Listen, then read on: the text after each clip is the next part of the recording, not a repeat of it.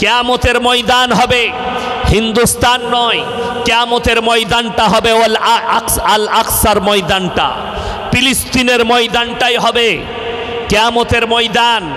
আল্লাহ গোটা পৃথিবীর মানুষকে জড়ো করবেন ওই ফিলিস্তিনের ময়দানে, আর ওইটাই হবে কিয়ামতের আসল ময়দান। জোরে বলুন সুবহানাল্লাহ। আজকে আপনার মনে হবে ফিলিস্তিনের মানুষ মারা যাচ্ছে, গাজার মানুষ মারা যাচ্ছে, রসুলের হাদিস সত্য না মিথ্যা? বাবা সত্য। আজকে হাদিসটা শুনে যান। আল্লাহ রসুল সাল্লাল্লাহু আলাইহি সাল্লাম হাদিস বর্ণনা করলেন,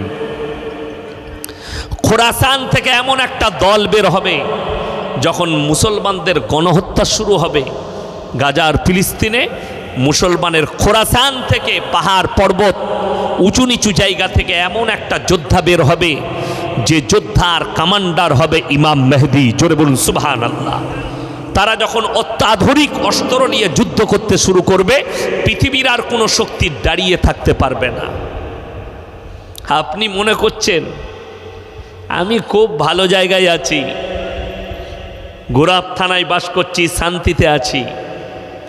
গোটা পৃথিবী জড়াবে যুদ্ধে, তৃতীয় বিশ্বযুদ্ধ আসন্ন, প্রত্যেকটা দেশ তার অস্ত্র ভাণ্ডার সাজাচ্ছে, আর তৃতীয় বিশ্বযুদ্ধে গোটা পৃথিবীতে 20 কোটি মুসলমানের প্রাণহানি হবে। সেখানে আপনার আমার নম্বর আছে কিনা আল্লাহ ছাড়া কেউ জানে না। সেখানে আপনার নম্বর আছে কিনা, আপনার সন্তান আপনার বিবির নম্বর আছে কিনা আপনাকে ভাবতে হবে। আমার ভাই, আমি যেটা বুঝাচ্ছিলাম, কিয়ামতের আলামতগুলো আসতে শুরু করে দিয়েছে। আপনি কি ভাবছেন? উলামারা অনুভব করছে, যারা বুজুর্গানে দিন আল্লাহওয়ালা বড় বড় আলেম যারা কোরআন হাদিস নিয়ে রিসার্চ করছে, আমরা বুঝতে পারছি কিয়ামতের আলামতগুলো প্রকাশ পাচ্ছে। ছোট ছোট আলামতগুলো, তার মধ্যে মারাত্মক আলামত আপনার প্রকাশ পেয়েছে। নাম্বার 1, মসজিদের ভেতরে, আল্লাহর ঘরের ভেতরে দুনিয়াদারির কথা হবে। এখন হচ্ছে না হয়নি? হচ্ছে। মসজিদের ভেতরে গিয়ে বলছে জুম্মার দিনে ইমামের খুতবা চলছে, ও বলছে ক ব্যাগ আলু হলো তোর? হাসছেন, বাস্তব কথা বলছি। মসজিদের ভেতরে ধানের হিসেব করছে, মসজিদের ভেতরে ব্যবসার হিসেব করছে। এটা কিয়ামতের আলামত। নম্বর 2, তোমরা সমাজের বুকে দেখতে পাবে মানুষ হিংস্র প্রাণীর থেকেও খারাপ হবে। আল্লাহ রসুল সাল্লাল্লাহু আলাইহি সাল্লাম হাদিস বর্ণনা করেছেন। নাম্বার 3, মেয়েরা মহিলারা পোশাক তো পরবে, তারপরও তারা উলঙ্গ অবস্থায় থাকবে, বেপরদা। নাম্বার 4, পুরুষরা নারীদের রূপ ধারণ করবে, নারীরা পুরুষের রূপ ধারণ করবে। নাম্বার 5, বর্বরতার যুগের পাপগুলো তোমাদের চোখের সামনে মডেলিং হয়ে ফিরে চলে আসবে। যদি বলেন হুজুর আমরা তো বুঝতে পারছি না, দেখুন আপনাকে বলে দিই, সবাই বলুন দ্বীনি শিক্ষা অর্জন করা কি ফরজ? তো আমি বলে যাচ্ছি, গোটা গোরাপ থানায় 100টা নারী পুরুষের মধ্যে 80 জনের কাছে দ্বীনি শিক্ষা নাই। দ্বীনি শিক্ষা মানে কি? কতটা? মৌলবি হতে হবে, হাফেজ হতে হবে, মুফতিকারী হতে হবে না। দ্বীনি শিক্ষা অতটা অর্জন করতে হবে যতটা করলে আপনি হারাম হালাল জানতে পারেন, দিন বদ্দিন জানতে পারেন, শিরক বেদাত জানতে পারেন, কুফরি জানতে পারেন। বেঈমান কাফেররা আপনার কাছে যে জালটা ছুটছে, চারিদিকে ঘেরছে, ওই জালটা যেন আপনি ইলমের দ্বারা দেখতে পান। আমাদের বর্ধমান বীরভূমের ছেলেরা ডাম্পার চালায়, বালির গাড়ি চালায়, পাথরের গাড়ি চালায়, বালি লোড করেছে কিংবা পাথর লোড করেছে, যেমনি হাই রোডে উঠলো, হোটেলে দাঁড়িয়ে গেল, মুসলিমদের ছেলে। শুনেন কেন দ্বীনি শিক্ষা অর্জন করা ফরজ। হোটেলে ঢুকিয়ে বলছে ভাই মদ দে, 2 বোতল মদ খাওয়া হয়ে গেল। এরপরে হোটেলের কর্মচারীকে বলছে ভাই মুরগির মাংস আর রুটি নিয়ে আয়। সে বেচারা যখন মুরগির মাংস আর রুটি এনেছে, তখন তাকে জিজ্ঞেস করছে মুরগিটা জবাই না কাটা? আমরা মার হারাম করকে জুতো করে। আচ্ছা, যে মদ খেলো তার আর এটা জেনে লাভ আছে? কথা বলেন, কাটার গোটা শুনেলেন। আপনারা মনে ভাববেন না ইয়াসিন ভাইকে দাওয়াত দেন আর আমার আব্বাকে আর যে কোনো বাপের বাটা হুজুরকে। দোয়া কাবুলিয়াতের জন্য আপনি যেখানে দোয়া করেন, আল্লাহর ঘরে, কাবা ঘরে, মসজিদে, যে জায়গায় দোয়া করবেন, দোয়া কাবুলিয়াতের জন্য প্রথম শর্ত হচ্ছে হালাল খাবার। হালাল খাবার খেতে হবে, তবে দোয়া কবুল হবে, না হলে দোয়া কবুল হবে না।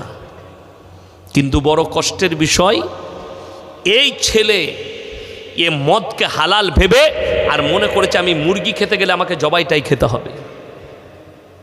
আপনি হোটেলের যে কোনো জায়গায় যান, কলকাতায় গেছেন, দিল্লি, বোম্বাই, হায়দ্রাবাদ গেছেন, যেখানে যান, আপনি যদি কোনো হোটেলে খেতে যান, আপনাকে জিজ্ঞেস করতে হবে না, হবে না, দাদা মুরগিটা জবাই না কাটা?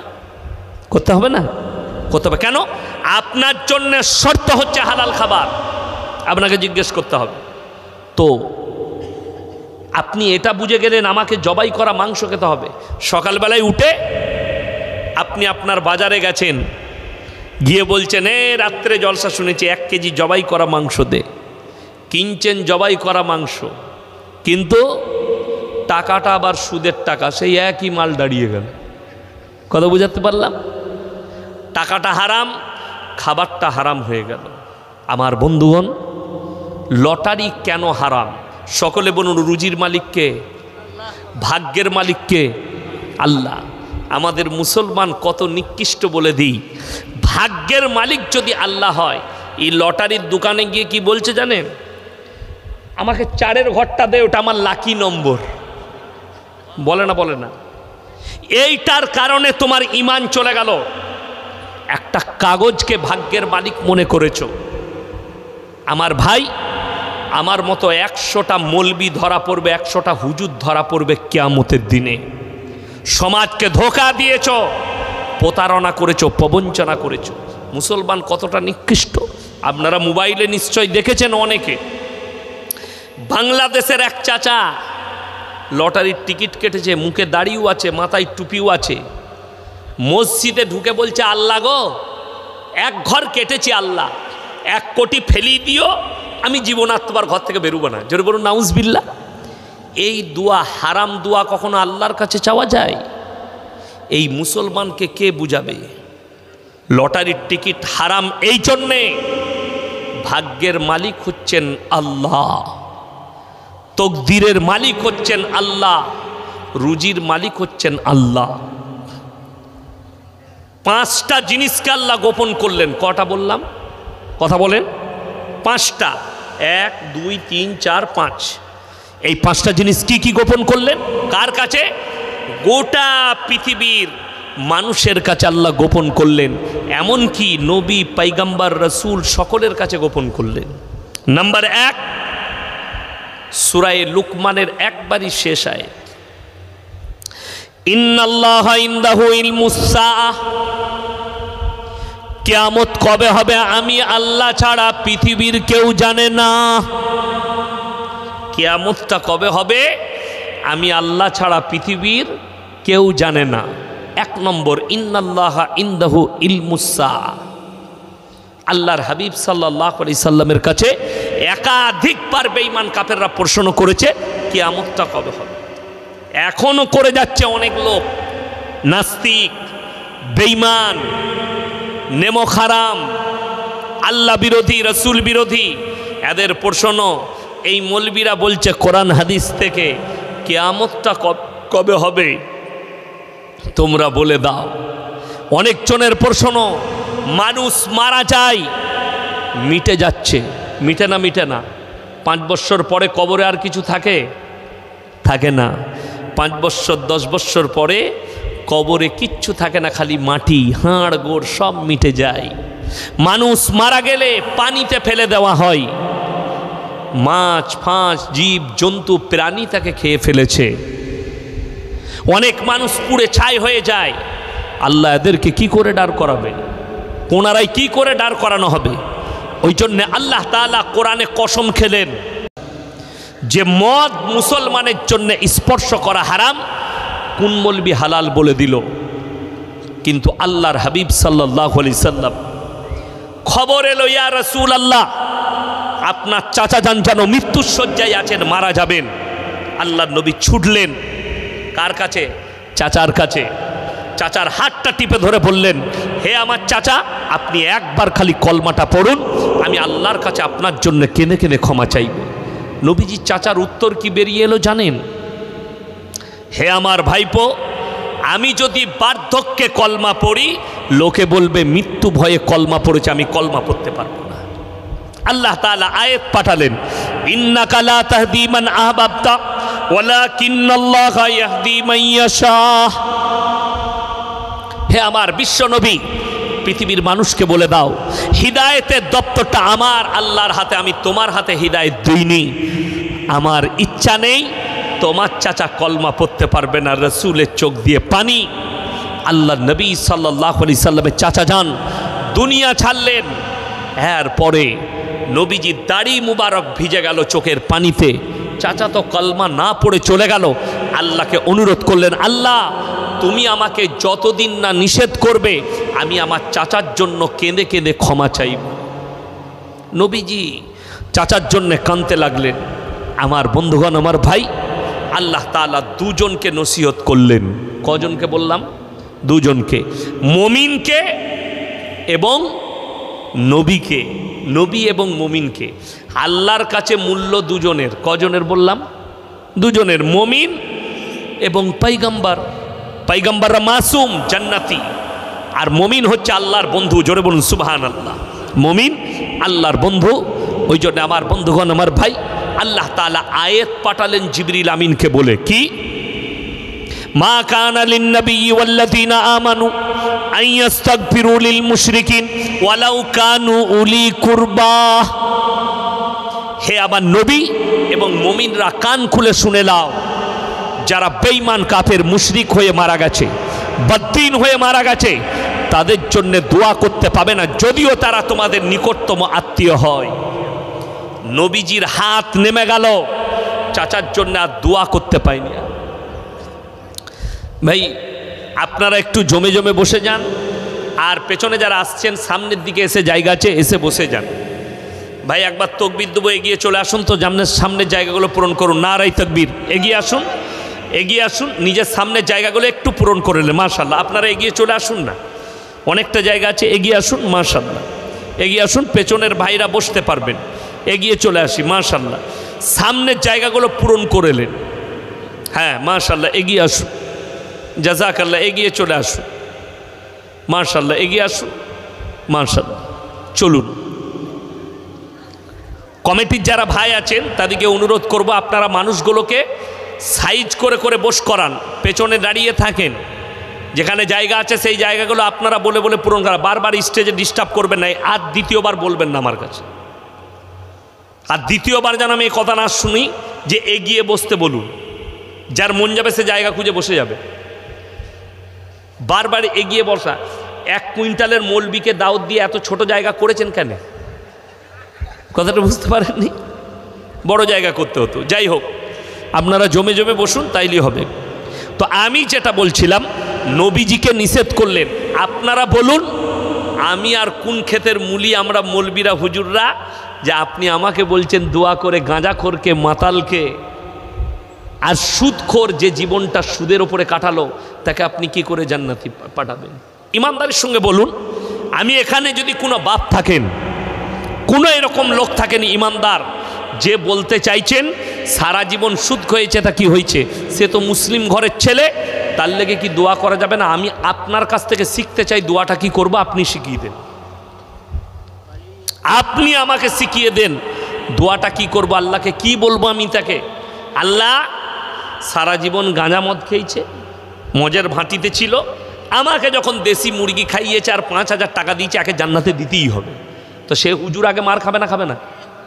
সে আগে খাবে। আরে চাচা মারা গেছে, আল্লাহ চাচা নামাজি মুসল্লি ছিল, চলার পথে যদি কোনো ভুল হয়ে থাকে আল্লাহ ক্ষমা করুন। আল্লাহকে অনুরোধ করার রাস্তা থাকতে হবে। যার কোনো মাল নাই তার লেগে কি অনুরোধ করবেন আল্লাহর কাছে? যার কিছুই নাই, যে জীবনে মসজিদে পা রাখেন। ওই জন্য আমার জলসায় আছে আমাদের দেশে 3টে কোয়ালিটির নামাজি। 3টে। এক হচ্ছে 5 ওয়াক্তের, এক হচ্ছে জুম্মার, আর এক হচ্ছে ঈদ আর বকরা ঈদ। আর এক দল আছে তো নামাজই পড়ে না। আপনারা বলুন তো, 5 ওয়াক্তের নামাজ পড়া ফরজ না ফরজ নয়? কথা বলে না? ফরজ নয়, ফরজ। এই গোটা গোরাপ থানায় যদি সমীক্ষা করা হয় 100টার মধ্যে 80টা বেনামাজি বেরুবে। ঠিক বললাম না ভুল বললাম? 80টা। এরপর বলুন, রসুল সাল্লাল্লাহু আলাইহি সাল্লামের হাদিস, যার নামাজ নেই তার মধ্যে ইসলাম নেই। কেউ যদি ইচ্ছাকৃতভাবে নামাজ কাজা করে, এবং আমাদের দেশের একদল লোক আছে আমাদের সমাজে, তারা কিন্তু চায়ের দোকানে খুব বড় কথা বলে। কি বলে? আমি গ্রামে নামাজ না পড়তে পারি, রোজা না রাখতে পারি, গ্রামে আমিই ভালো লোক। এমাল আছে না নাই? গাদা আছে, নামাজ পড়ে না, রোজা রাখে না, কিন্তু সে বলছে গায়ের আমিই ভালো লোক। আমার এলাকায় গলসি থানায় একটা গ্রামে ইমানদার কাকে বলে শুনেলে, একজন চাষি লোক মুসলিমদের, তার এখন গায়ের বাছুর খোলা আছে, সে মসজিদে ঢুকে গেছে বাছুরটা। তো মুয়াজ্জিন সাহেব যিনি আছেন তিনি বাছুরটাকে খেদারে বার করেছে। তো সেই চাষিকে বলছে, তুমি তোমার গরুটা বাঁধতে পারো না, মসজিদে ঢুকে গেছে। কি উত্তর দিয়েছে জানেন? বলছে তোমার বুদ্ধি নেই, এটা অবলা জন্তু বলে ঢুকেছে, আমাকে কোনোদিন দেখেছিস মসজিদে ঢুকেছি? কথাটা বুঝতে পারেননি? তাহলে ও কিরকম জন্তু বুঝেলেন? ও জীবনে মসজিদে ঢুকে না, গর্ব করে বলছে যে গরুটা ঢুকেছে ওটা অবলা জন্তু বলে, আমাকে কোনোদিন দেখেছিস তুই আমি মসজিদে ঢুকেছি? মানে জীবনে নামাজ পড়ে না। নাউজুবিল্লাহ। আপনি ভেবে দেখুন, আমি কোরআন শোনাব। যারা গর্ব করে বলে আমি নামাজ পড়ি না, রোজা রাখি না, অথচ আমি গ্রামের ভালো লোক, আমি ভদ্রলোক, তারা আমার এই কোরআনের আয়াতটা ভালো করে শুনবেন। তাদের চোখের পানি ফেলা দরকার, আপনার চোখ দিয়ে পানি আসবে। এই বেনামাজিরা কিভাবে জাহান্নামে যাবে? আল্লাহ কোরআনে বললেন দুটো রাস্তা কিয়ামতের দিনে, একটা জান্নাত, একটা জাহান্নামের। দুটো রাস্তা।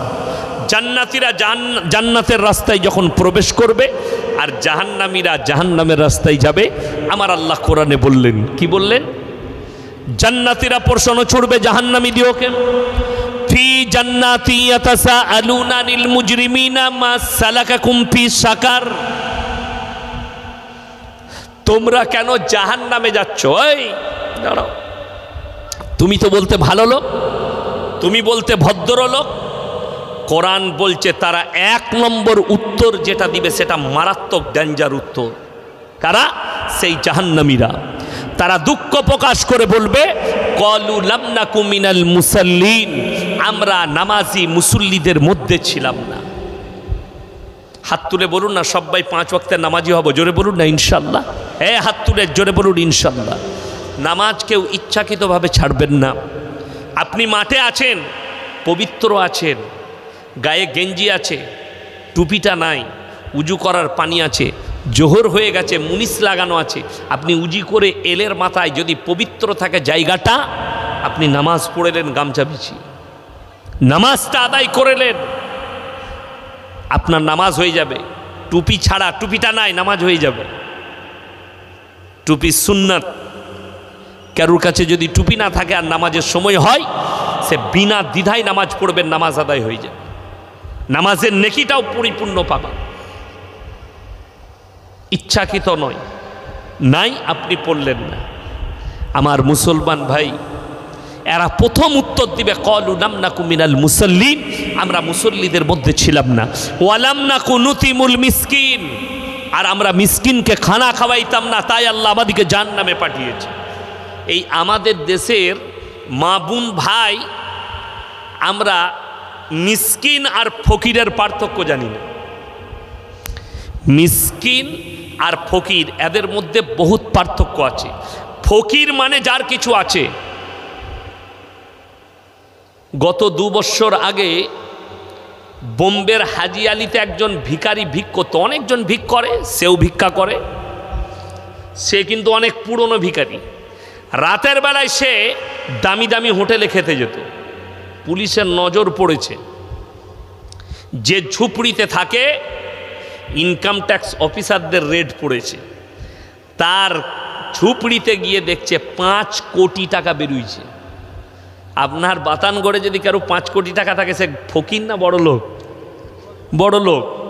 আমরা তাকে বড় লোক বলবো, কিন্তু সে ফকির, ভিক্ষা করে 5 কোটি। তার মানে ফকিরের একটা ঘরও আছে, টাকাও থাকতে পারে, কিন্তু মিসকিন মানে নিঃস্ব, যার কিচ্ছু নেই, যার থাকার বাড়িটাও নেই। আপনি কলকাতায় গেলেন, ধর্মতলায় আছেন, রেল স্টেশনে আছেন, বাচ্চা ছেলে আপনার কাছে হাত পেতেছে, দাদা কিছু খাওয়ান, দাদা কিছু খাইয়ে দেন।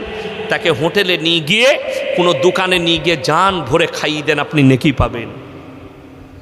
কোনো ভদ্রলোক, তার ঠিকানা হচ্ছে রাতের বেলায় দোকানে শোয়, সারাদিন ভিক্ষা করে খায়, লোকের কাছে চেয়ে খায়, এই লোক মিসকিন। আপনার গ্রামে এমন মানুষ আছে যার কিচ্ছু নাই, একটা তিরপল টাঙিয়ে লোকের জায়গায় বাস করছে, তার নাম মিসকিন। এতিম, মিসকিন, ফকির, এটা ভাগ করা লাগবে আপনাকে। এইটা ঠিক করতে হবে কোনটা কি, তারপরে আপনাকে দান খয়রাতটা রেডি করতে হবে। আমার বন্ধুগণ, আমার ভাই, আগে চলুন। ইসলাম কত সুন্দর আপনাকে বলে দেবো। 5 ওয়াক্তের নামাজ। আপনারা বলুন তো, লটারির টিকিট হারাম না হালাল? হারাম। আপনাকে আমি এই গুড়াপে দেখিয়ে দেবো বাজারে, যে কোনো বাজারে যাবেন আপনি, টাউনে চলুন, বাজারে চলুন, মুসলমান লটারি কাটছে, মুসলমান লটারি বিক্রিও করছে। ঠিক বললাম না ভুল বললাম? কথা বলেন। আচ্ছা, লটারি যদি হারাম হয় আর কোনো মুসলিম যদি লটারির ব্যবসা করে, তার ইনকামটা হালাল হবে? কথা বলে না? হারামই হবে। মদ বিক্রি করলে তার ইনকামটা হারাম। আচ্ছা, যদি কেউ এই হারাম ইনকাম করে, তাকে কি হারামখোর বলা গুনাহ হবে? কথা বলে না? সে তো হারাম ইনকাম করছে, মানে হারাম খাচ্ছে, হারামখোর। কিছু কিছু শিক্ষিত লোক আছে, আমাকে একজন ফোন করে বলছে, বর্ধমানের এই টাউনের, হুজুর আপনি হারামখোর বলেন না, শুনতে কিরকম লাগে? আমি বলি, তুই কি কাজ করিস বল আগে। আমি বলি, তুমি যদি লটারি ব্যবসা করো, তোমাকে কি খোর বলবো? তুমি যদি মদের ব্যবসা করো, তোমাকে কি খোর বলবো? তুমি যদি সুদের ব্যবসা করো, তোমাকে হালাল খোর বলবো না হারাম খোর বলবো? তুমি বলে দাও আমাকে। ওই জানি না। আমি ফোনটা রাখ, আগে ইসলাম পড়াশোনা কর, তারপরে বলবি। আজকে এইটাই হয়েছে। এই আমার বাপ চাচারা বসে আছে, বাপের বয়সী লোক, ইনাদিকে জিজ্ঞেস করুন। এমন একটা সময় গেছে, এই মানুষরা মিথ্যা কথা বলতে ভয় খেয়েছে পাপ হবে বলে। আজকে একটা এমন যুগ এসছে, লোক সত্য কথা বলতে ভয় খাচ্ছে, কেউ হাতটা টিপে কলারটা টিপে ধরবে বলে। আর যারা হক বলে, তাদেরকে এই সমাজে গালি দেওয়া হয়। আপনি আমার ফেসবুক আইডি খুলে দেখলেন, ফেসবুকটা খুলে, যে ইউটিউবাররা জলসা ছেড়েছে, কতগুলো মুসলিম যুবক হারামখোর গালি দিয়েছে, মানে এগুলো সব হারামখোর, এই পাপের সঙ্গে লিপ্ত, যার কারণে তারা সহ্য না করতে পেরে আমাকে গালি দিয়েছে। কাল সকালেই আপনাদের এলাকায় চায়ের দোকানগুলো দেখে নেবেন, সুদখোর মাল কটা গাল দিব, বাজে হুজুর।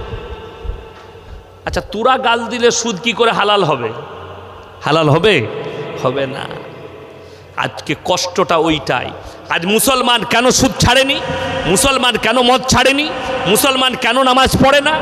মুসলমান কেন লটারি হারাম ব্যবসায় জড়িত? তার মূল কারণ আমাদের সমাজের মসজিদ কমিটিরা ইমামকে পাওয়ার দেয় না। আপনি আমাদের মসজিদে আছেন, প্রতি জুম্মায় হারাম হালালের বয়ান করবেন, হক কথা বলবেন, কিন্তু দুঃখের বিষয়, একটা ইমাম যদি হক কথা বলে, তার চাকরি চলে যায়। একটা ইমাম যদি সুদের বয়ান করে, গ্রামের সুদখোররা তার পেছনে লাগে। আজকে কিন্তু আমার চাকরি যাবার ভয় নাই। ভয় আছে না?